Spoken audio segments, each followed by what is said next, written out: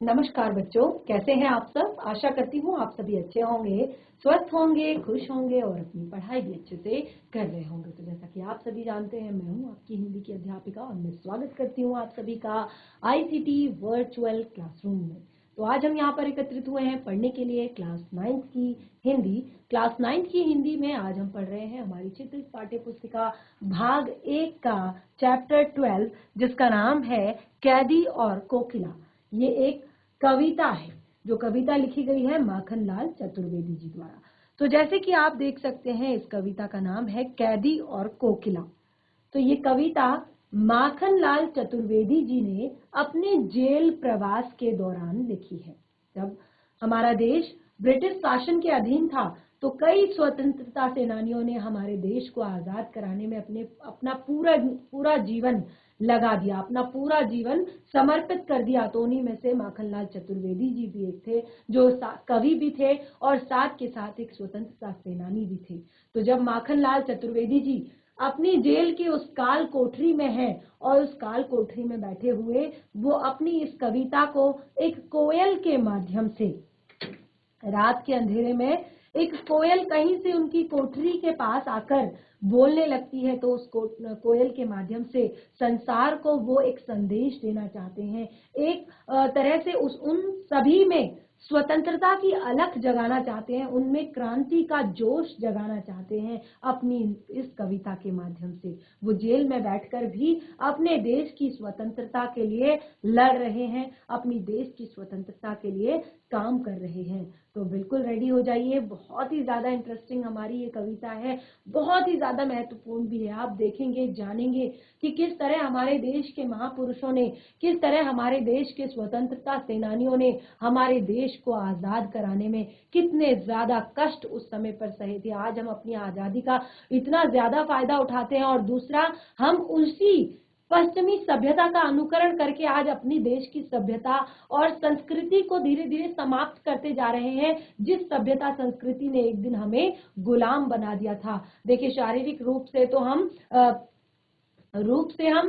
स्वतंत्र हो चुके थे, हम 1947 में ही आजाद हो चुके थे, लेकिन मानसिक दासता हम आज भी स्वीकार कर रहे हैं उस पश्चिमी सभ्यता का अनुकरण करके। तो ये कविता आपको उस चीज के लिए प्रेरित करेगी कि कैसे आपको, आपके जो महापुरुष हैं, कैसे जो आपके सेनानी हैं, स्वतंत्रता सेनानी हैं, उन्होंने कितनी मेहनत के बाद, कितनी कड़ी मेहनत के बाद ये स्वतंत्रता प्राप्त करवाई थी हमारे देश भारत को। तो बहुत ही ज्यादा महत्वपूर्ण आपकी ये कविता है, साथ ही बहुत ही ज्यादा इंपॉर्टेंट भी है आपकी परीक्षाओं की दृष्टि से। तो बिल्कुल रेडी हो जाइए।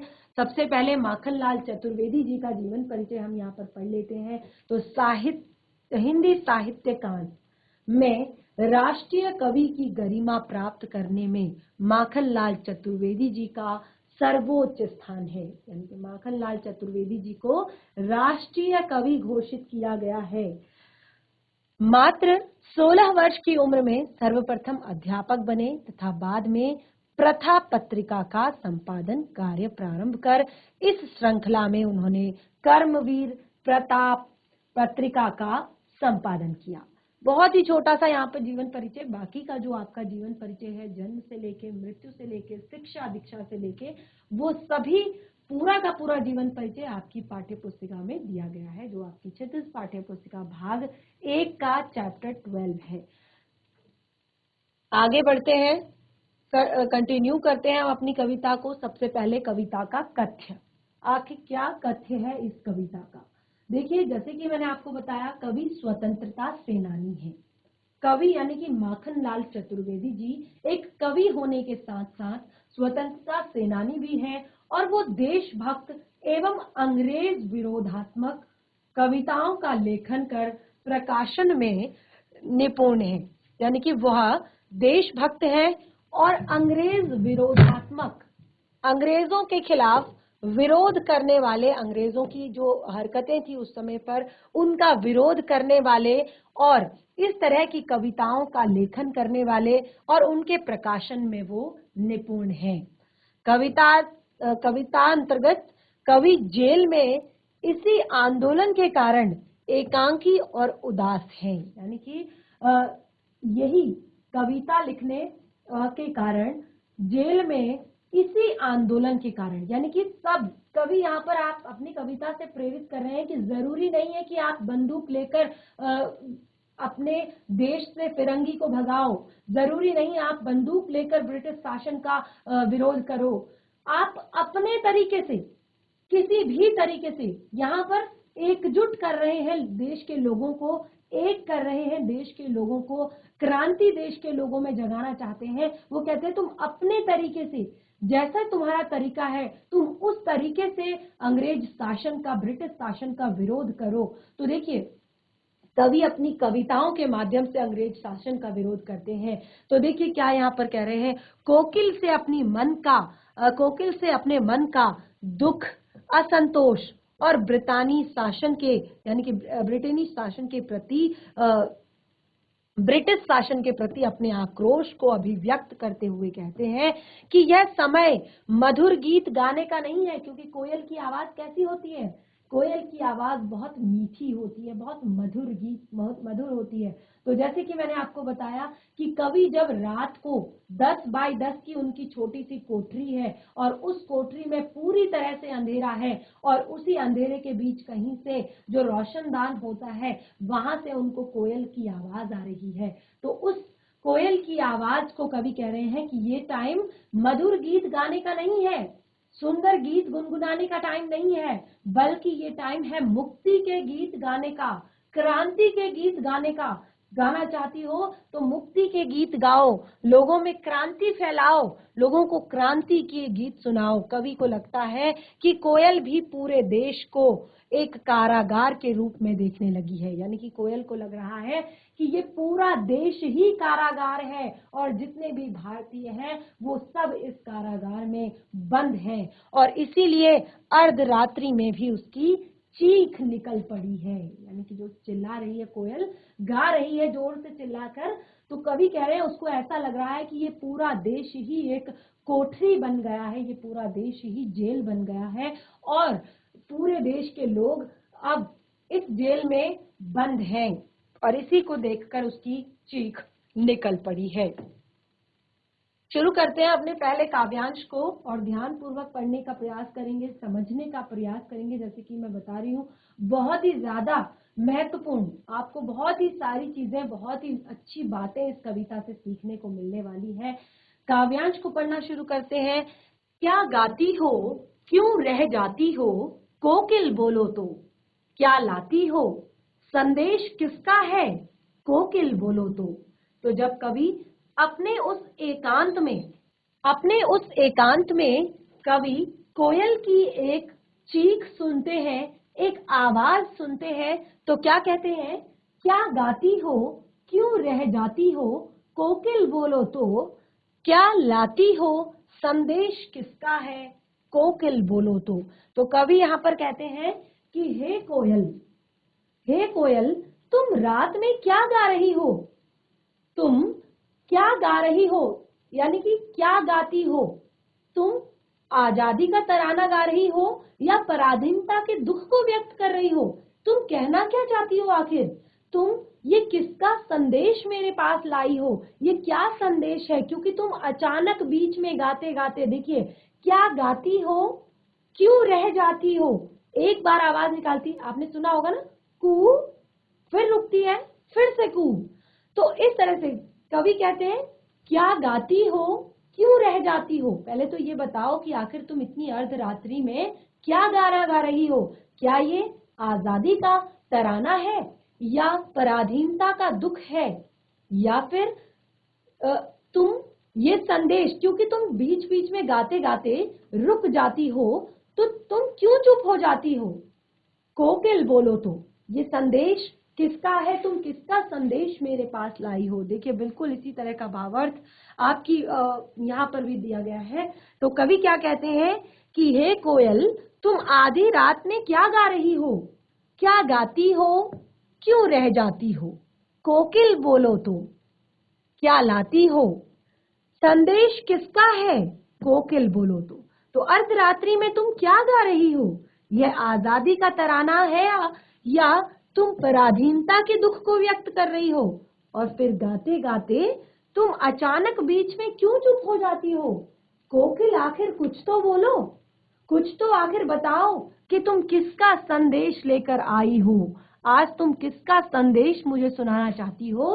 कोकिल बोलो तो, कोकिल अर्थात कोयल बोलो तो बहुत ही प्यारी पंक्तियां देखिए।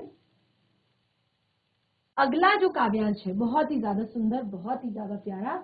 ऊंची काली दीवारों, ऊंची काली दीवारों के घेरे में डाकू चोर बटमारों के डेरे में, ऊंची काली दीवारों के घेरे में डाकू चोर बटमारों के डेरे में, जीने को देते नहीं पेट भर खाना, जीवन पर अब दिन रात कड़ा पहरा है, शासन है या तम का प्रभाव गहरा है, शासन है या तम का प्रभाव गहरा है, हिम कर निराश कर चला रात में रात भी काली, इस समय काली माँ काली मई क्यों आली, काली माँ मई क्यों आली।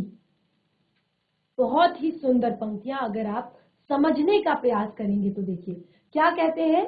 ऊंची काली दीवारों के घेरे में डाकू चोर बटमारों के डेरे में, ये जो जगह है जहां पर तुम आई हो, ये कैसी जगह है? यहाँ पर छोटे छोटे कमरे हैं जिसमें ऊंची ऊंची दीवारें हैं, बहुत ही ऊंची ऊंची दीवारें हैं, ऊंची काली दीवारें हैं, बिल्कुल अंधेरी दीवारें, काली दीवारें यानी कि प्रकाश का कोई प्रबंध नहीं, काली दीवारें हैं। और ये किसका घर है? ये चोर डाकू और बटमारों का।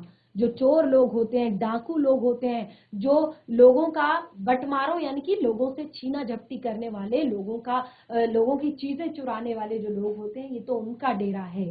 जीने नहीं देते, जीने को नहीं देते भरपेट खाना, यहाँ पर खाने को भरपेट खाना नहीं मिलता है, जीवन पर अब दिन रात कड़ा पहरा है। और ब्रिटिश शासन के जो पुलिस होती है, ब्रिटिश शासन के जो सैनिक होते हैं, वो दिन रात उस कोठरी के बाहर घूमते रहते हैं, यानी कि जीवन पर कड़ा पहरा है, जीवन पर कड़ा पहरा है, जीवन अब शासन है या तम का प्रभाव गहरा है, पता नहीं चलता यहाँ पे ये कोई शासन है या तम का प्रभाव गहरा है, यानी कि ये कोई अंधेरा छा चुका है, इतना काला शासन है इनका।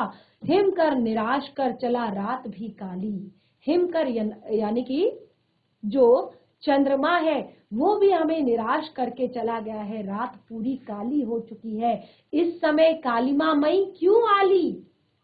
इतनी अजीब सी जगह जहां पर बड़ी बड़ी दीवारें हों, गहरे कमरे हों, अंधेरे कमरे हों, चोर डाकू बटमारों के डेरों पर, जहां पर भरपेट खाने को नहीं मिलता, जीवन पर जहां पर दिन रात पहरा है, ये शासन थोड़ी है, ये काला शासन है, जहां पर चंद्रमा की रोशनी भी जहां पर अंदर नहीं पहुंच पाती है, ऐसी ऐसी जगह पर हे कालिमा मई। कालिमा मई क्यों कहा जाता है? कोयल का रंग कैसा होता है? कोयल का रंग भी काला होता है, इसीलिए कहा इस समय कालिमा मई क्यों आली, इस समय हे कोयल तुम क्यों आई हो। कालिमा मई कहा है कोयल को, ठीक है। तो इस समय कालिमा मई तुम क्यों आई। देखिए भावार्थ पढ़ेंगे।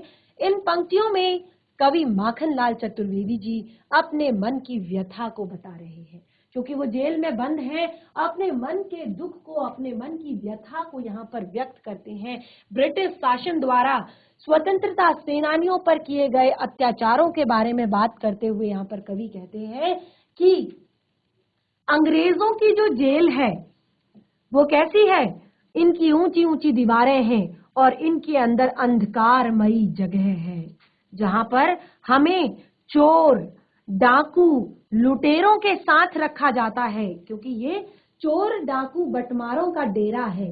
जेल में किसको डाला जाता है? जो चोरी करता है, जो डाका डालता है, या जो लोगों की चीजें सामान लूटता है, या जो किसी का मर्डर कर देता है, यानी कि सब खतरनाक खतरनाक लोग वहां पर होते हैं, बहुत ज्यादा डरावने लोग। तो ब्रिटिश शासन का ऐसी ब्रिटिश शासन की जो जेल है वो कैसी है?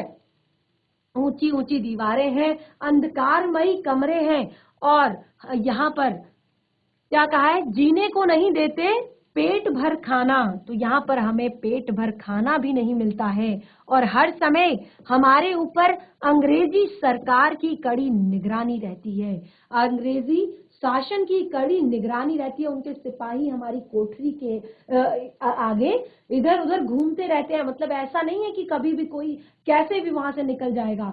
वहां पर हमेशा अंग्रेज सिपाहियों का पहरा बना हुआ रहता है। कवि ने अंग्रेजी शासन की तुलना अंधकार से की है। किस तरह का शासन है ये? काला शासन है, जहां पर लोगों को केवल दुख दिया जाता है, लोगों पर केवल अत्याचार किए जाते हैं, लोगों को केवल परेशान किया जाता है, लोगों को सताया जाता है, लोगों को उनके काम खुद से नहीं करने दिए जाते, उनको बहुत टॉर्चर किया जाता है। तो ये कैसा शासन है? ये काला शासन है। तो क्या कहा है? शासन है या तम का प्रभाव? शासन है या तम का प्रभाव? तो तम का अर्थ होता है अंधेरा। तो यहाँ पर अंग्रेजी शासन को अंधेरा यानी कि काला शासन कहा है।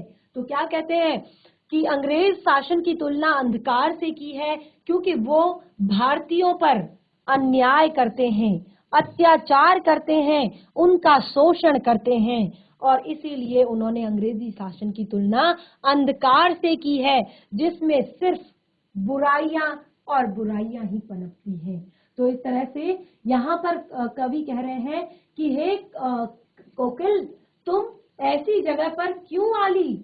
तुम क्यों आई हो? क्या रीजन है तुम्हारा यहाँ पर आने का? आगे बढ़ते हैं। आगे की पंक्तियों में कवि कहते हैं कि अब तो चांद हिमकर, जो लास्ट पंक्तियां थी उसमें क्या कहा था कि हिमकर निराश कर चला रात भी काली, इस समय कालिमा मई क्यों आली। तो इन पंक्तियों में कहते हैं कि अब तो चांद यानी कि हिमकर भी हमें छोड़कर चला गया है, यानी कि इतनी सी भी जगह नहीं है। ये काली अमावस की रात है, आज चंद्रमा भी हमें छोड़कर चला गया है। जो थोड़ा सा रोशनदान से अंदर एक जो रोशनी आती थी चांद की, अब वो रोशनी भी नहीं आ रही है। यानी कि जो थोड़ी सी रोशनी चांद की आ रही थी वो भी अब खत्म हो गई है। यानी कि रात जिससे और भी ज्यादा काली हो गई है और भी ज्यादा अंधेरी हो गई है। यानी कि जो अंग्रेज शासन का जो प्रभाव है वो और भी ज्यादा बढ़ गया है। उनका अत्याचार, उनका अनाचार, उनका शोषण और ज्यादा बढ़ गया है। अब उस चांद ने भी हमसे नजरें फेर ली हैं। तो क्या कहते हैं, लेकिन हे कालिमा मई, यानी कि कालिमा मई जो पूरी काली हो। तो कोयल का रंग काला होता है। तो यहाँ पर कहा, हे कालिमा मई सखी, तुम इस समय पर क्यों जाग रही हो। कवि बहुत अधिक निराश, उदास और हताश है अपनी इन पंक्तियों को कहते वक्त। अगला काव्यांश है, क्यों हूक पड़ी, क्यों हूक पड़ी वेदना बोझ वाली सी, कोकिल बोलो तो क्या लूटा, क्या लूटा मृदुल वैभव की रखवाली सी, कोकिल बोलो तो। बहुत ही प्यारी पंक्तियां। क्यों हूक पड़ी वेदना बोझ वाली सी, कोकिल बोलो तो क्या लूटा, क्या लुटा मृदुल वैभव की रखवाली सी, कोकिल बोलो तो। तो यहाँ पे क्योंकि कवि ने शुरुआत में ही कहा कि शायद अंग्रेजों का जो अत्याचार है वो इतना ज्यादा बढ़ गया है कि कोयल की भी चीख निकल गई है। इतने अंधेरे में उसकी भी चीख निकल पड़ी है अंग्रेजी शासन के, ब्रिटिश शासन के अत्याचारों को देखकर। तो क्या कहते हैं, क्यों हूक पड़ी, तुम क्यों चिल्लाई वेदना बोझ वाली सी। जो तुम्हारा स्वर है उसमें, क्योंकि कोयल की बोली सबको प्यारी लगती है, सबको बहुत सुंदर लगती है, लेकिन आज कोयल की बोली में वो सुंदरता नहीं है, वो मिठास नहीं है। आज उसकी बोली में है वेदना, दुख। वेदना का अर्थ होता है दुख। तो क्यों हूक पड़ी वेदना बोझ वाली सी, ऐसा लगता है कि बहुत सारा दुख तुम्हारी आवाज में है, तुमने दुख का बोझ सारा अपनी आवाज में उठाकर रखा है।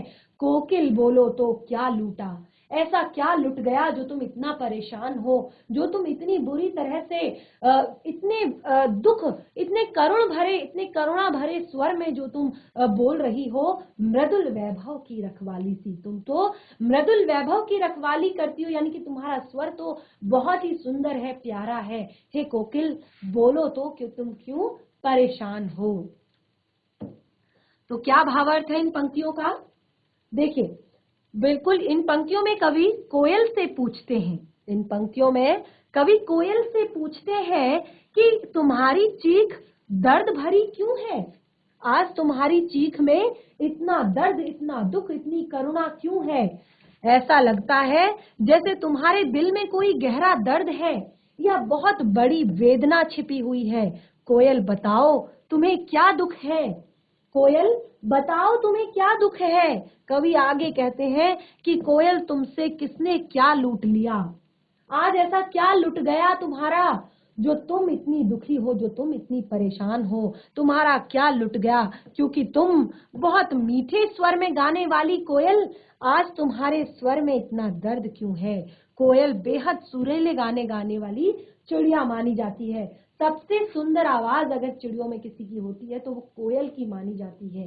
ठीक है, तो आज कवि उससे पूछ रहे हैं कि तुम्हारी इस आवाज में इतना दर्द क्यों है, इतनी वेदना क्यों है, तुम इतना क्यों चीख रही हो, इतना क्यों चिल्ला रही हो? आगे की पंक्तियां, क्या हुई बावली? क्या हुई बावली? बावली का अर्थ होता है पगला जाना। बावली का अर्थ होता है पगला जाना। तो क्या कहते हैं? क्या हुई बावली? अर्धरात्रि को चीखी कोयल, बोलो तो। कवि कहते हैं क्या हुई बावली? अर्धरात्रि को चीखी कोयल, बोलो तो। किस दवानल की ज्वालाएं हैं ये दीखी? दवानल का अर्थ होता है वन में लगी हुई अग्नि। जो आपने देखा होगा ग्रीष्म ऋतु में, गर्मियों में आपने देखा होगा पहाड़ों पर कई कई जंगल बुरी तरह से जल जाते हैं। देखा है ना सभी ने? क्योंकि उत्तराखंड में हम रहते हैं और उत्तराखंड का ज्यादातर हिस्सा कैसा है? पहाड़ी हिस्सा है, पहाड़ी इलाका है। और वहां पर गर्मियों के टाइम पे आप देखेंगे, अगर आप इस पहाड़ पर रहते हैं तो आपको सामने वाला जो पहाड़ है उस पर काफी जगह ऐसा लगेगा कि वहां पर आग जली हुई है। ठीक है ना? तो क्या कहते हैं?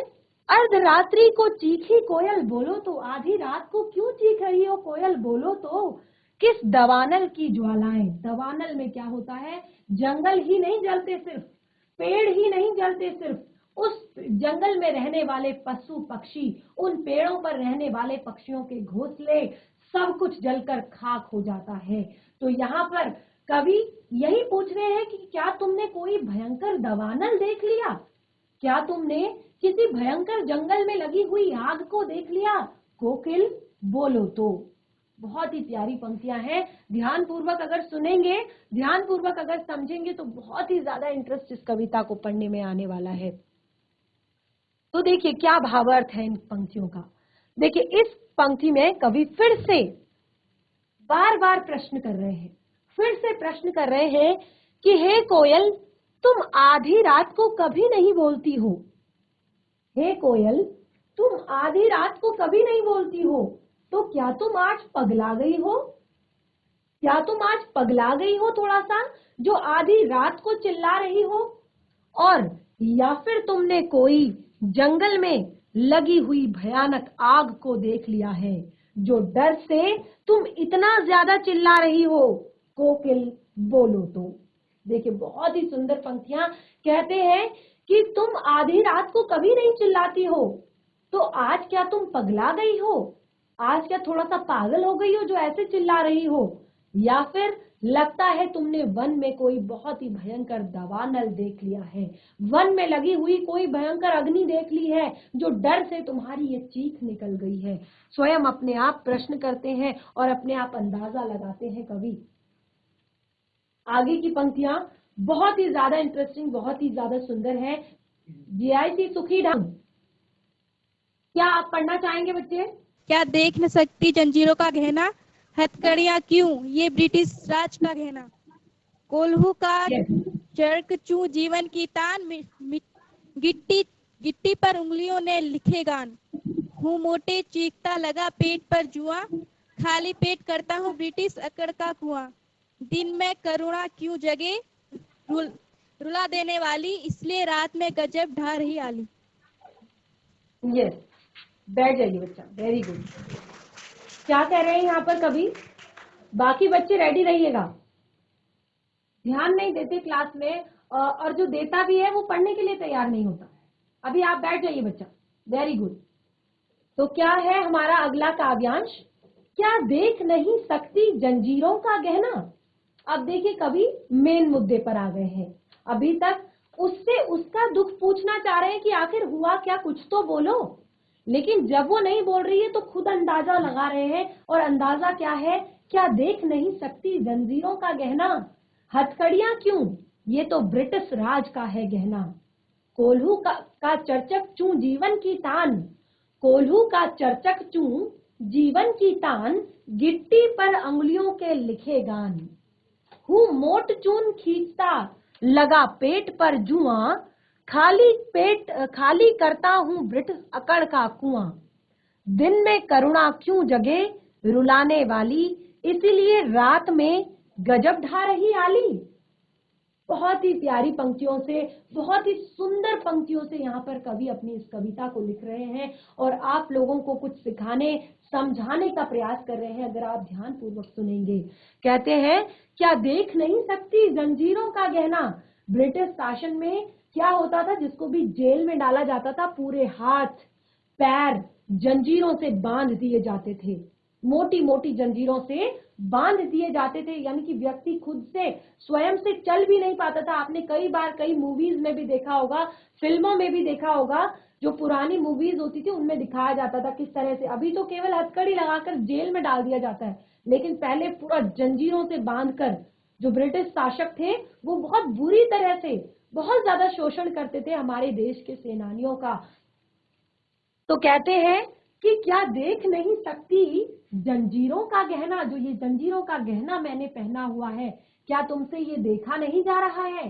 देखिए अभी तक उसके दुख के बारे में पूछ रहे थे, अब वो स्वयं अंदाजा लगा रहे हैं कि शायद ये मुझे इस तरह से ये जंजीरों से बंधा हुआ नहीं देख पा रही है।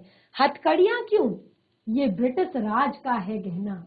ये हथकड़ियां नहीं है, ये तो ब्रिटिश राज में इसी तरह के गहने मिलते हैं भारतवासियों को, भारत के लोगों के लिए इसी तरह के गहने बनाए जाते हैं। ये हथकड़ियां क्यों, यह ब्रिटिश राज का गहना, ब्रिटिश राज में पहने जाने वाले गहने हैं ये तो। आगे कहते हैं कोल्हू का चर्चक चूं, कोल्हू का चर्चक चूं जीवन की तान, गिट्टी पर उंगलियों के लिखे गान।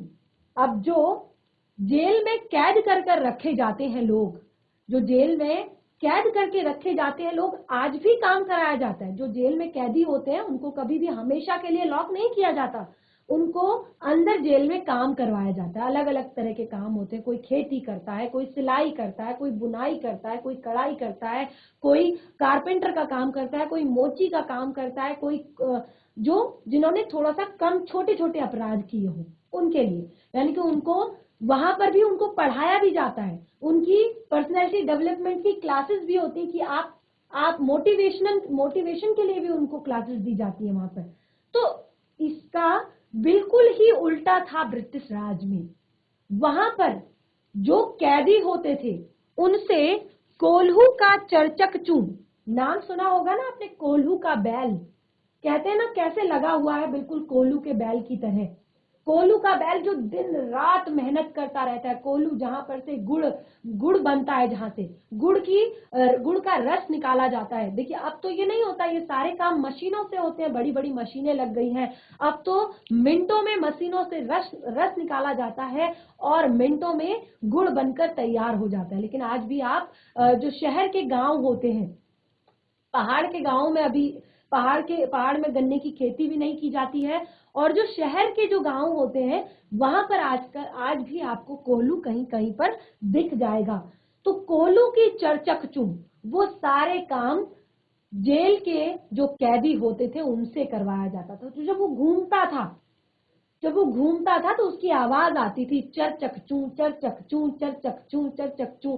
तो कोल्हू की चर्चक चूं जीवन की तान, आज हमारे जीवन की तान केवल ये कोहलू की चरचक चूं ही बन गई है। मेरे जीवन में अगर कोई तान है, कोई खुशी है, कोई स्वर है, तो वो ये चरचक चूं का स्वर है। हम दिन भर यहाँ पर क्या करते हैं, कोहलू चलाते रहते हैं।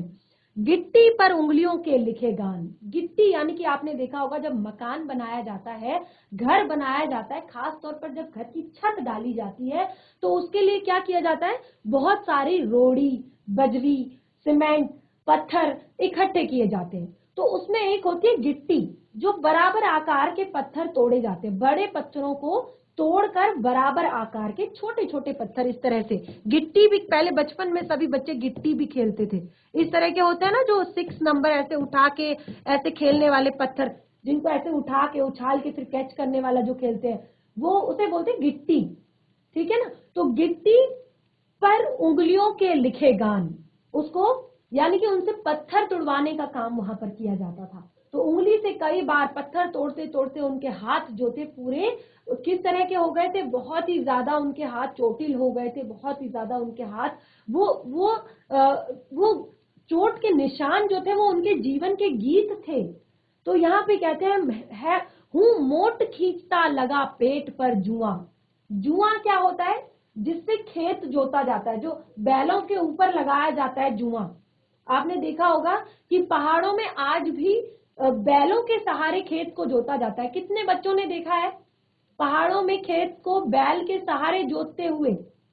शहर के खेत काफी लंबे चौड़े होते हैं, उनमें ट्रैक्टर चल जाता है, लेकिन पहाड़ों के खेत कैसे होते हैं, सीढ़ी नुमा खेत होते हैं पहाड़ों पर, इस तरह से। तो वहां पर आज भी बैलों के ऊपर जुआ लगाकर, उससे 2 बैल होते हैं, उनके ऊपर जुआ रखा जाता है और उससे फिर हल लगाया जाता है। तो किस किस ने देखा है ये हल लगाना, किस किस ने देखा है? सभी यहाँ पर पहाड़ के बच्चे हैं, और उत्तराखंड हमारा पहाड़ी क्षेत्र है, बहुत सारे बच्चे हैं, सभी ने देखा है लगभग। तो बिल्कुल वो काम यहाँ पर कैदियों से करवाया जाता था। आप सोचिए, हूं मोट चून खींचता लगा पेट पर जुआ। जैसे बैलों को गर्दन पर लगाया जाता है, तो इंसानों को यहाँ पेट पर, इस तरह से पेट पर उनके जुआ लगाया जाता था, और फिर वो मेहनत करते थे, वो चलते थे, इस तरह से खींचते थे उस जुए को। खाली करता हूं ब्रिटिश राज की अकड़ का कुआं, यानी कि मैं तब भी हार नहीं मानता हूं, उनकी अकड़ को तोड़ता हूं। वो सब काम करके मैं उनकी अकड़ को तोड़ता हूं। दिन में करुणा क्यों जगे रुलाने वाली। बहुत ही प्यारी पंक्तियां। दिन में करुणा क्यों जगे रुलाने वाली, इसीलिए रात में गजब ढा रही आली। कि कहीं दिन में तुम्हारी ये जो चीख है, तुम्हारा ये जो करुण स्वर है, इससे लोगों के अंदर करुणा न जग जाए, इससे लोग रोने न लग जाएं, और ब्रिटिश शासन या अन्य कोई व्यक्ति उन्हें देख ना ले, इसीलिए तुम रात में आकर गजब ढा रही हो। तो देखिए, बहुत ही सुंदर पंक्तियां। इसका भावार्थ हम यहाँ पर पढ़ लेते हैं। इन पंक्तियों में कवि कोयल से कहते हैं कि हे कोयल, तुम हाथों में पड़ी इन लोहे की जंजीरों। कौन पढ़ना चाहेगा इसको? कौन पढ़ना चाहेगा भावार्थ को? एक्सप्लेन मैंने कर दिया है आपको, फटाफट माइक ले लीजिए अगर कोई पढ़ना चाहता है। जीआईसी ओरली, फटाफट माइक ले लीजिए बच्चा, क्योंकि टाइम हमारा कम है। इन पंक्तियों में कवि कोयल से कहते हैं कि हे कोयल, क्या तुम मेरे हाथों में पड़ी इन लोहे की जंजीरों को नहीं देख पा रही हो? ये मेरे हाथों में बंधी जो जंजीरें हैं, ये वास्तव में कोई जंजीर नहीं है, ये तो ब्रिटिश राज के द्वारा मुझे पहनाए गए गहने हैं। अर्थात स्वतंत्रता सेनानियों के लिए लोहे की जंजीरें किसी अमूल्य गहने से कम नहीं थी। यहाँ पर माखनलाल चतुर्वेदी जी जेल में अपनी दिनचर्या के बारे में बात कर रहे हैं।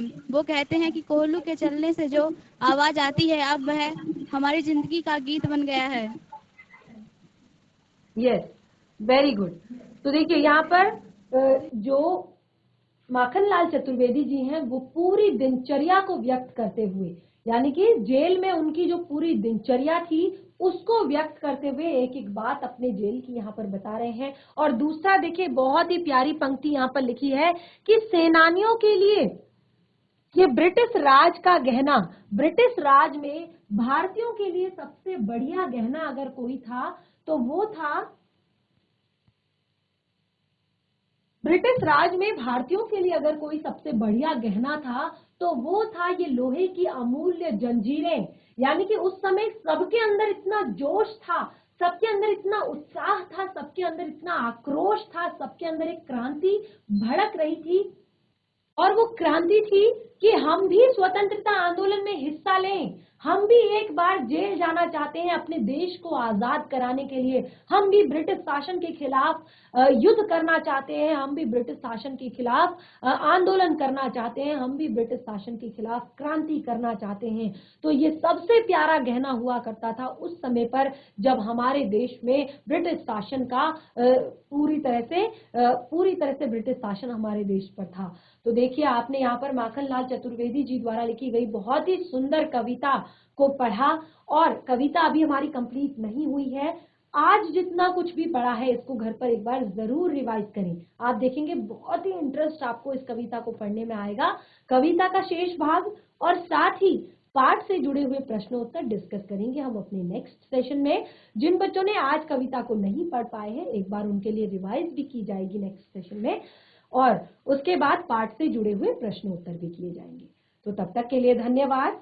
आपका दिन शुभ हो।